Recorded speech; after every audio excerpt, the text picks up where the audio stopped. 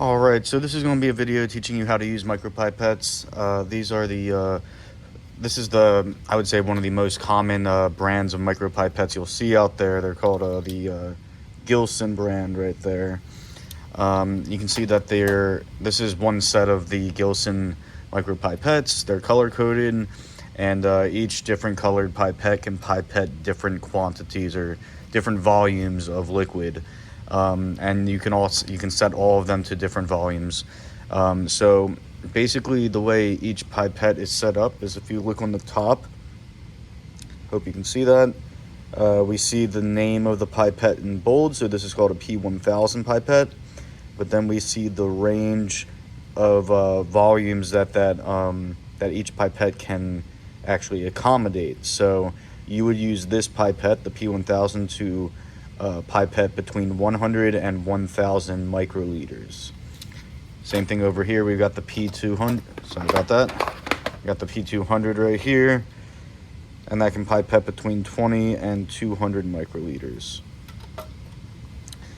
P20 will be the between 2 and 20 microliters, and then the P2 will be between 0.2 and 2 microliters.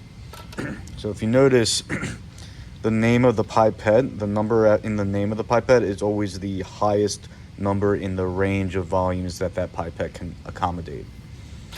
So, a couple things when we're using pipette. I got just some water here that I'm going to demonstrate with for you guys. We have what's called the display here on each pipette. This will show you what volume the pipette is currently set at. So each pipette has a display, and each display, no matter what pipette, has 3 numbers. And we will talk about how to set each pipette to depending on what volume you want to use. So first of all, I want to say that no matter what pipette you're going to use, you'll never set the pipette volume below its minimum, below the pipette's minimum, or above the pipette's maximum. So with the P1000, I would never set this below 100 microliters, and I would never set it above 1,000 microliters. 1,000 microliters is equivalent to 1 milliliter, by the way, just FYI. But then same goes for all these. I would never set a P200 below 20 microliters, and I would never set it above 200 microliters. If you set either of the pipettes below or above their maximum, it can throw off the calibration, or it can even damage the internal mechanisms that allow the pipette to function properly. So it's definitely a big no to set these below or above their maximum. Okay.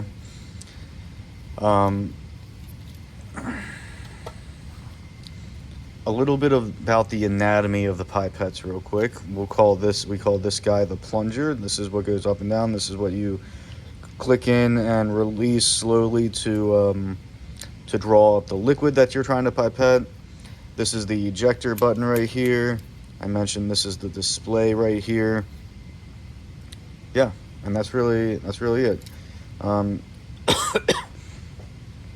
To set each of the pipettes, you'll actually turn the plunger at the top. It's also connected to this black part in the middle, so you can turn the plunger or you can turn the black part, whatever you want to do.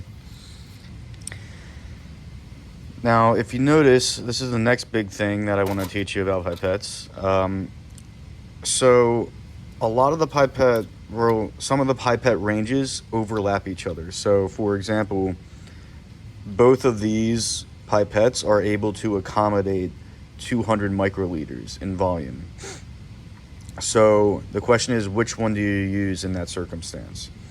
You'll always use the smallest pipette that can accommodate the target value or the volume that you want to pipette, because it basically leads to less of an error rate. By using the smaller pipette that can accommodate the range, it leads to increased accuracy in the pipetting. So another example would be that this pipette can accommodate 20 microliters, but so can this pipette. So if I was pipetting 20 microliters, I would use this one because it's a smaller range. accommodates a smaller range, and therefore it will be more accurate than this guy. Then another example, both of these can pipette 2 microliters, but I would never use this one to pipette 2 microliters. I would only use this one because it's the smallest pipette that can accommodate the 2 microliters.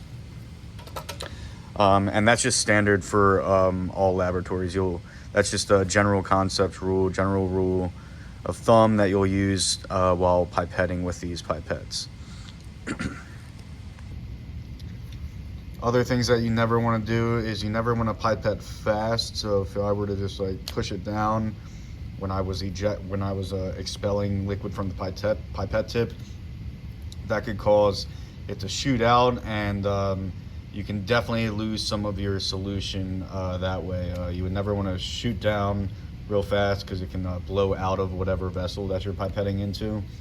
And at the same time, when uptaking liquid, you notice I was always going slowly. You would never just like release it super fast. That can definitely lead to decreased accuracy when pipetting.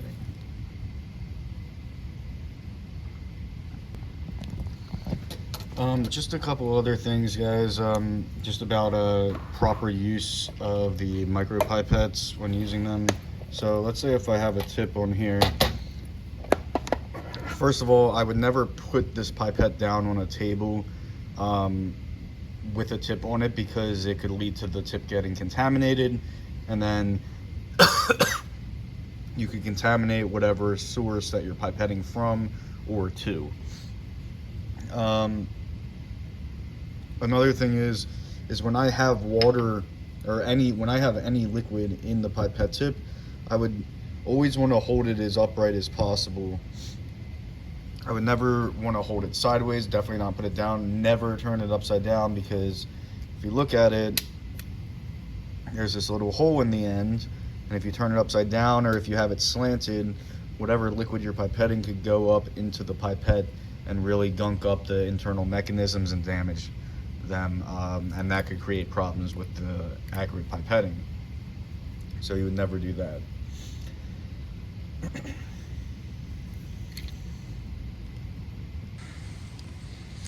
I hope that helps so far. Let's go in and start using them a little bit now. So I'm going to talk about pipetting real quick, because this is a very important concept here.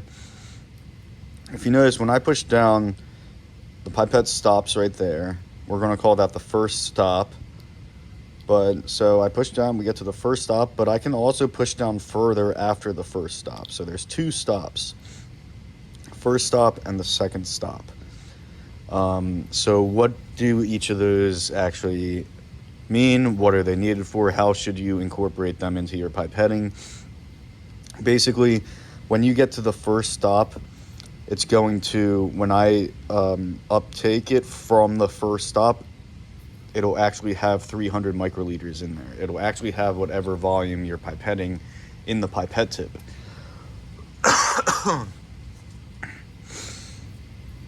The second stop is for dispensing. So when I take up some liquid into the pipette tip, however much is on the display, and then when I transfer it, when I put it into, let's say I'm transferring it to a microcentrifuge tube, I'll push it all the way down to the first stop, but then also the second stop. The second stop kind of allows like a little extra air pocket in the pipette to kind of just make sure every little bit of the liquid in the pipette tip at the time is completely expelled from the pipette tip into whichever container or vessel that you're trying to transfer it to. All right, so let's talk about the how to set each pipette to each volume that we want to pipette. So I think the easiest way to do this is we're going to start with these guys. So the 2 smaller ones. The 2 smaller ones, you'll notice, have these red numbers in the bottommost section of the display. This one, the smallest one, can also has it in the middle. But in general, if we just focus on these 2 pipettes, forget about the other pipettes back there, just these 2 pipettes, the red number always indicates a decimal place. So right now in this one, we're looking at 0.50 microliters. That's 0.50. And I can turn the plunger, 0.47 microliters, 0.40 microliters, right there.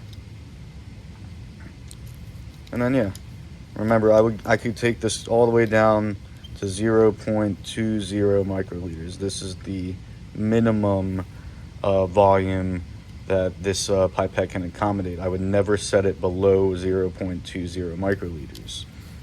Similarly, I would never set this past 2 microliters. So we're going up. If we're going up 0.9, there's 1.00 microliters, and I'll just take it up to the maximum real quick.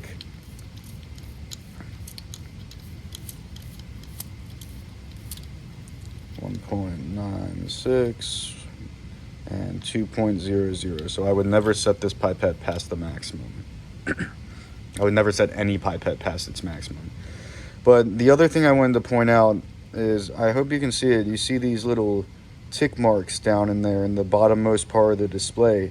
You can use those also. So there's 4 tick marks in between each number on the bottom part of the display. So what we're really looking at here, I'll start here.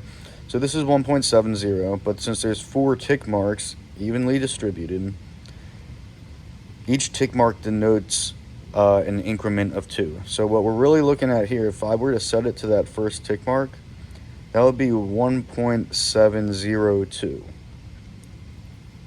So again, because we're past 1.70, but we're below 1.71. So that's 1.702, 1.704 at the second one, 1.706 at the third, 1.708 at the fourth, and then finally 1.71.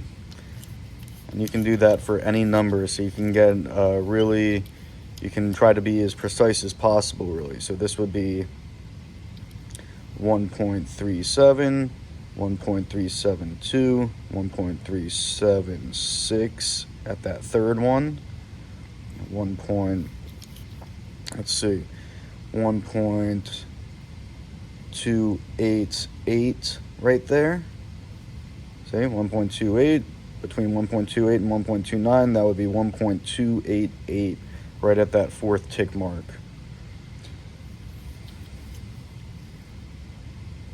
Yeah, I think that's enough for this one. That would be 1.18 microliters. I think that's enough for this guy. So the red ones on these always indicate a decimal. So on this one, since it's a little bit larger range that it accommodates, it's only red numbers in the bottom. So that's 12.0 microliters that we're looking at right now. It still indicates a decimal. Remember, on both of these guys, the red numbers always indicate a decimal. I could take this down to 10 microliters right here, 10.0 microliters. I could take this all the way down to 2 microliters.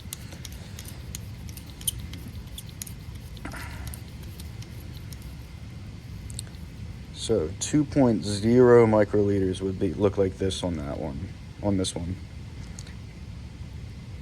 I could go 2.02 to that first tick mark right there.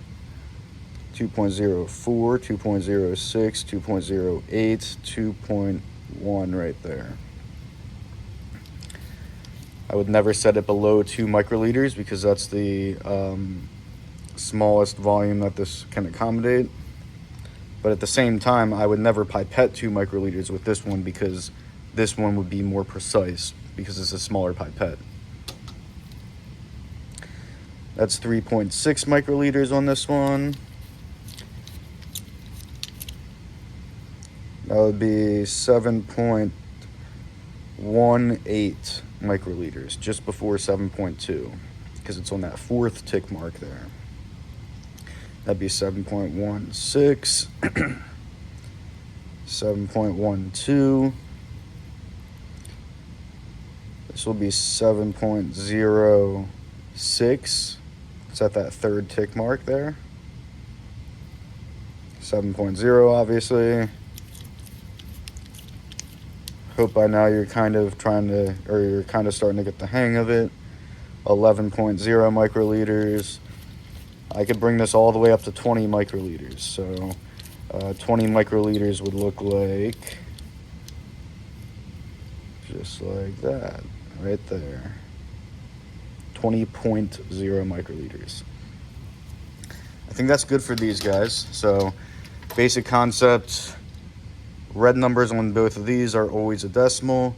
This one, the yellow guy, has no red numbers whatsoever. And that's useful because whatever number is on the display here is the exact amount of microliters that you're actually pipetting. So you can kind of think of this one like that.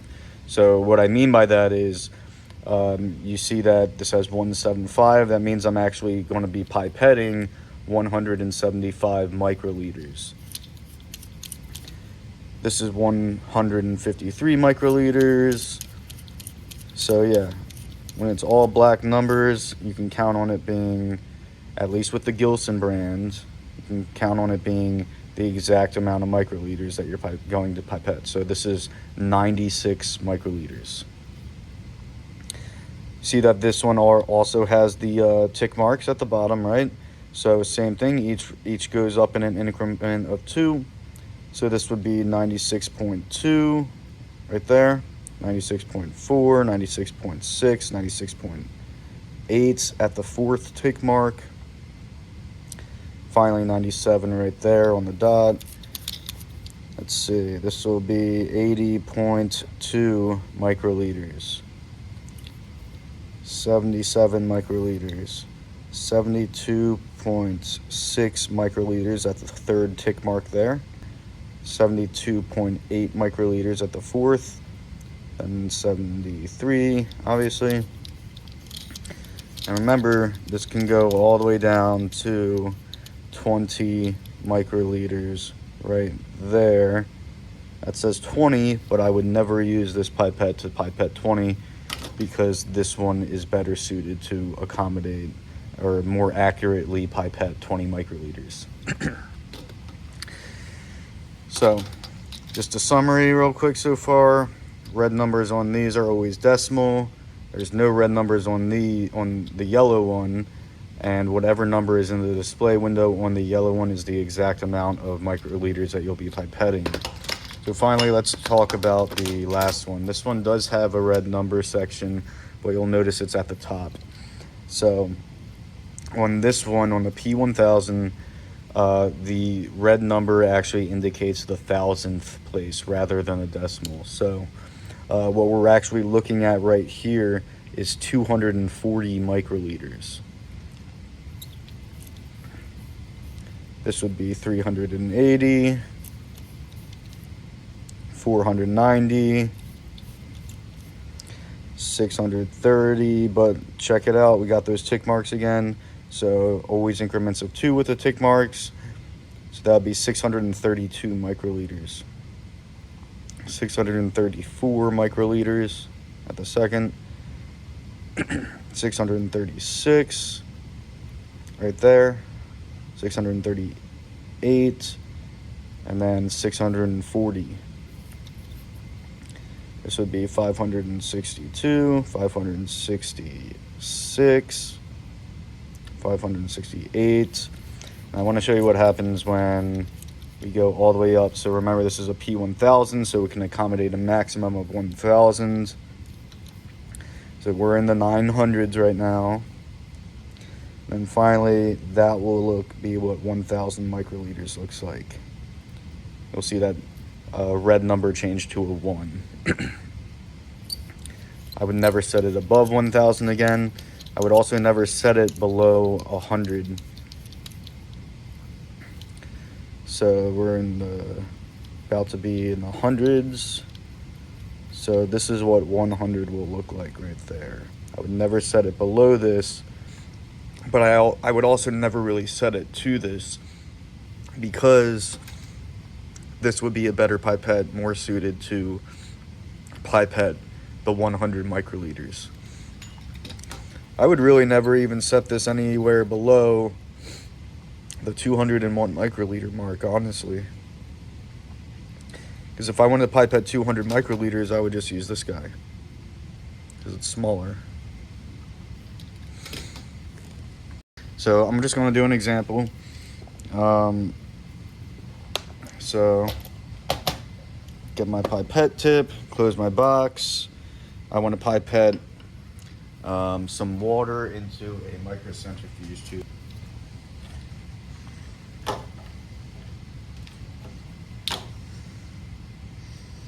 Alright, so I want to pipette 300 microliters of water into the microcentrifuge tube.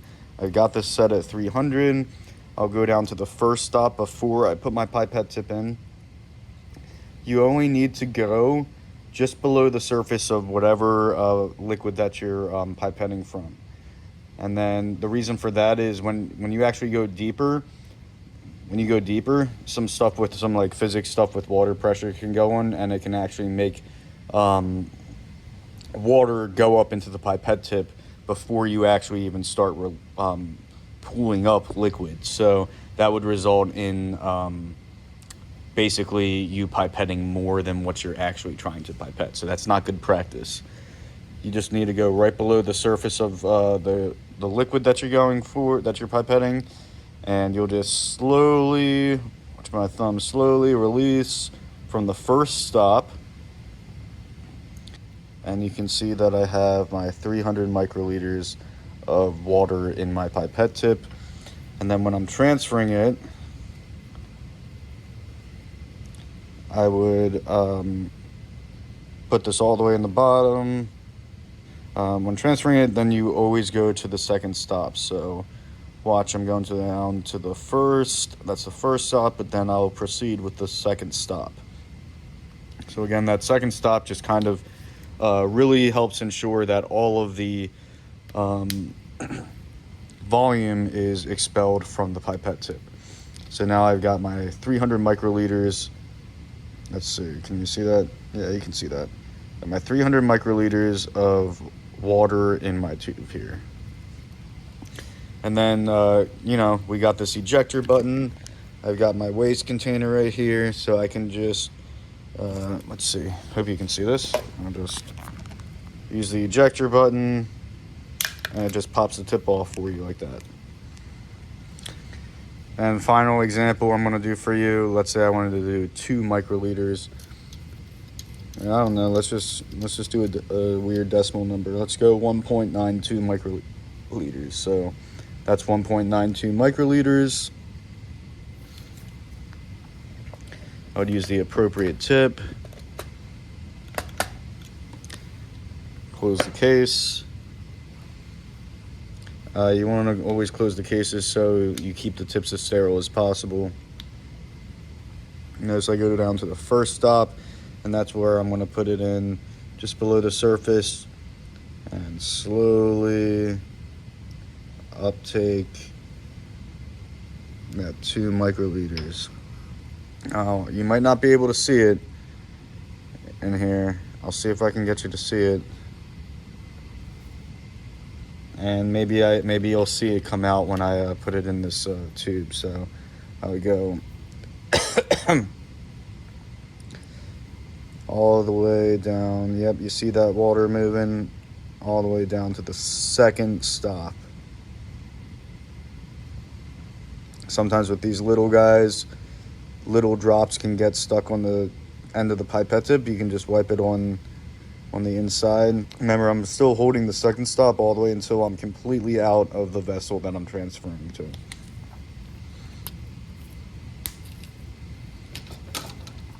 And let's see if you can see that. There's a very small amount of water in there. I don't know if you can see it, but it is in there.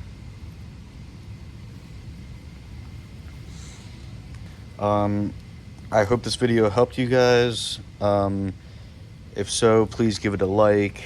Please consider subscribing if it gave you any valuable information. I have a lot of other videos out there that can hopefully help you through your journey, through through school and your future courses.